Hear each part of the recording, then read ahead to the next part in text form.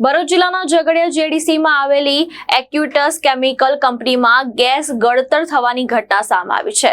આ ઘટનામાં 2 કામદારોને અસર થતા તેમને તાત્કાલિક સારવાર માટે હોસ્પિટલ ખસેડવામાં આવ્યા છે। ઝઘડિયા જીઆઈડીસીમાં આવેલી એક્યુટસ કેમિકલ કંપનીમાં અચાનક ગેસ રીસાવાની ઘટના બનતા કંપનીમાં દોડધામ મચી ગઈ હતી। પ્રાથમિક માહિતી મુજબ આ ઘટનામાં 2 કામદારો ગેસની અસરગ્રસ્ત થયા હતા, જેમને તરત જ અંકલેશ્વરની ખાનગી હોસ્પિટલ ખાતે સારવાર માટે ખસેડવામાં આવ્યા હતા।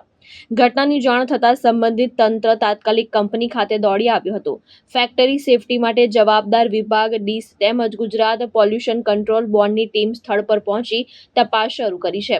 પ્રાથમિક તબક્કે ગેસ રીસાવાનું ચોક્કસ કારણ હજુ બહાર આવ્યું નથી।